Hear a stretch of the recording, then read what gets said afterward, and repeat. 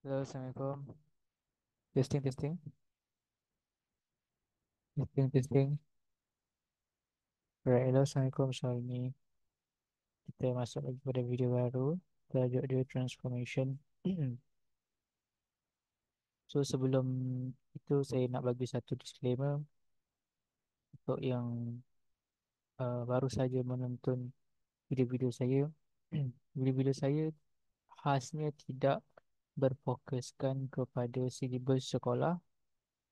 Target kita adalah uh, untuk orang dewasa, untuk para guru, contohnya misalnya untuk young learners, untuk budak-budak remaja, kanak-kanak yang nak belajar.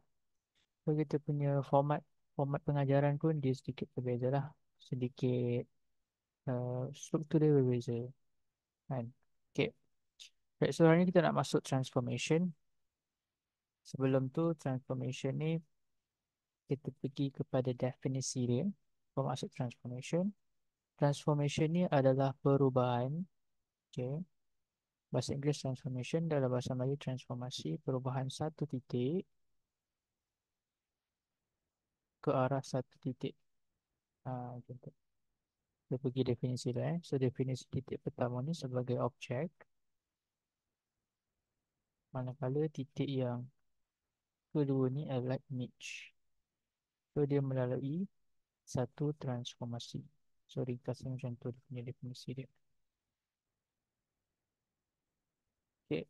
So transformasi ni terbahagi kepada beberapa. So kita buat macam ni. Kita ada translasi. Translasi kita ada putaran, rotation, kemudian kita ada pantulan, deflection, dan terakhir sekali kita ada pembesaran, enlargement. Okey. So tiga yang atas ni ada dalam silibus sekolah menengah tingkatan 2 matematik. Manakala yang pembesaran ni ada pada silibus tingkatan 4 atau tingkatan 5, saya tak pastilah antara dua tu. Matematik juga. Alright. Tapi untuk kita punya sesi kali ni kita pergi ringkas dulu sebelum kita pergi by individu. Alright, tadi kita dah clear apa maksud transformation, pergerakan titik melalui satu transformasi ke arah ke arah titik lain.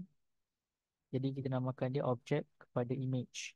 Biasanya transformasi ni berada di atas satah kartes. Okay, Cartesian plane.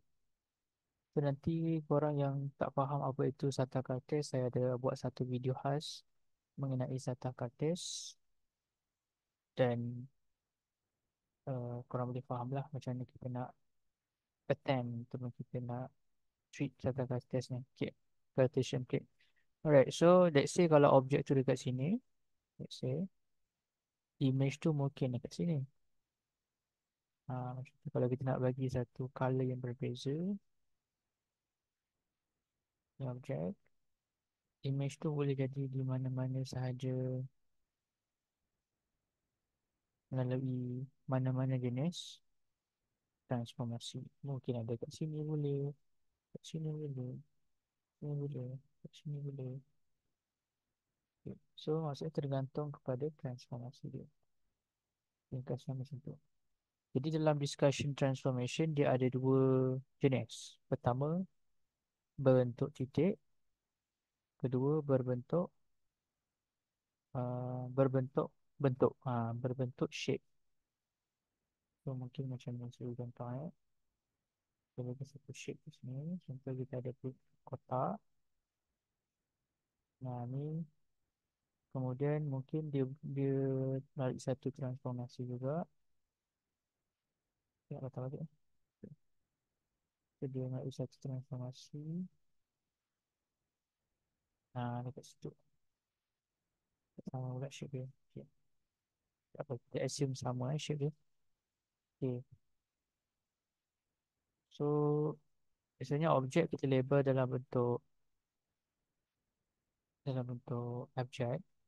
Let's say ni P, dan image dia akan jadi P prime. Okay, ringkasnya macam tu.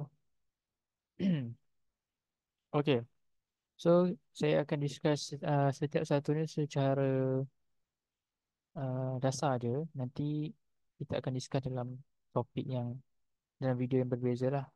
Maksudnya dalam video-video yang berbeza tu kita detailkan setiap satu ni. Okay.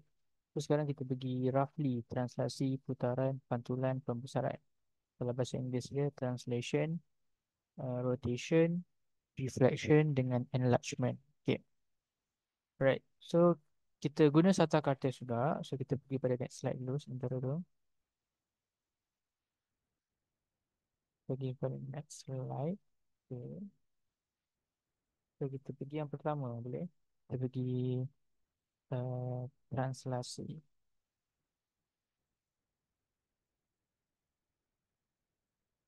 Okay. So ringkasnya macam ni.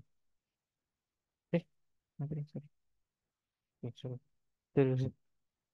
Okay, translasi. So ringkasnya macam ni. Kita buat object. Kemudian image kat sini. Boleh.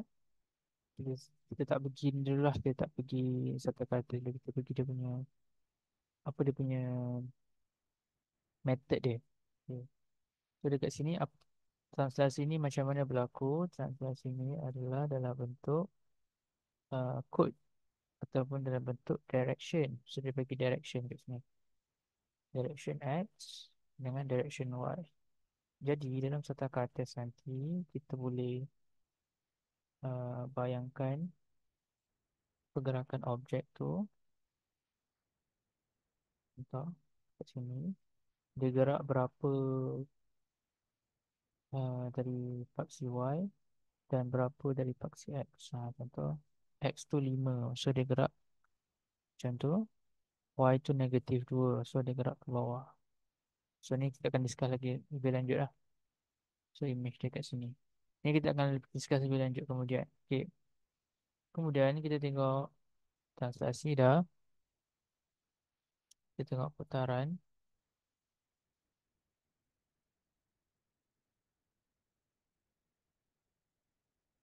Alright, so putaran kita buat macam tadi juga. Let's say kita ada objek. Kemudian kita ada image. So putaran pun dia ada bagi beberapa info lah. Pertama, titik putaran ataupun pusat putaran. Kedua, kita ada berapa darjah. So dia ada dua darjah je, 90 darjah dengan 180 darjah. Dalam pembelajaran kita ni ada dua jenis ya, 90 degree ataupun 180 degree. Okay, kemudian kita ada arah dia lah. Arah sama ada arah jam ataupun lawan jam. Okay. So saya tak perlu lukis dulu. So korang boleh imagine lah. Saya lukis dah dalam. Lukis kat bawah ni. Naik paling yang dulu. Supaya kita boleh differentiate. Okay, so let's say macam ni. Yang atas ni Y. Bawah ni X. Okay, kita buat macam tadi Kita ambil color yang gelap sikit. So let's say objek dia kat sini. So dia ada satu titik putaran. So let's say kita letak titik putaran tu dekat sini. Okay. Kalau dia nak rotate 90 degree arah jam contohnya. Right. So 90 degree arah jam. Nanti kemudian ni kita boleh buat dia punya dot dot dot macam tu. Dan dot dot dot macam ni. So kita boleh expect dia punya image dia dekat sini. Macam tu lah. Nanti kita akan discuss lebih detail setiap satu ni. Tapi kita just bagi gambaran dulu. Alright, next. Pantulan. Pantulan kita boleh buat bentuk macam tadi juga. Jadi kita boleh tulis sini. Pantulan. Okay. So object menjadi image. So macam mana objek menjadi image atas dasar pantulan ni. Dia ada satu saja info yang kita kena, yang akan kita perlu keluarkan, iaitu garis pantulan. Okay. So garis pantulan ni ada beberapa jenis lah, nanti kita akan discuss lebih lanjut. Sebenarnya kalau kita nak bagi contoh dekat sini, kita ambil warna hitam pula. Okay, begitu. So ni satu kartes. Let's say kita ada objek kat sini. Let's say juga, okay, let's say kita buat dia punya garis pantulan dia dekat sini. Ha. So kalau ni roughly kita boleh tahu dia punya image dia berdasarkan kedudukan ataupun sorry, berdasarkan jarak dia ke titik pantulan. Okey, jarak dia macam tu, maka jarak ke arah image dia dekat sini lah. Macam tu. Ni objek, ni image. Okey, simple Last sekali, kita ada pembesaran. Okey, khasnya pembesaran ni bukan dalam bentuk titik. Pembesaran ni dalam bentuk bentuk, dalam bentuk untuk shape. Okay, so kita ada objek dan kita ada image. So info-info yang perlu ada untuk pembesaran adalah titik pembesaran. Ini yang pertama. Yang kedua, dia kena ada skala pembesaran. Skala pembesaran. Kadang-kadang dalam material buku teks mungkin dia guna istilah lain. Tak ada masalah. So untuk cikgu mudahkan, kita mudahkan discussion di sini, kita guna skala pembesaran. Okay. Let's say, kita bagi contoh juga.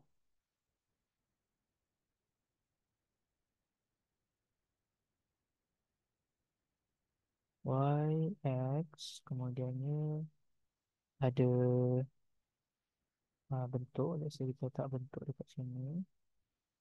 Let's say kita letak bentuk kotak. Okay. So ni akan jadi dia punya objek lah.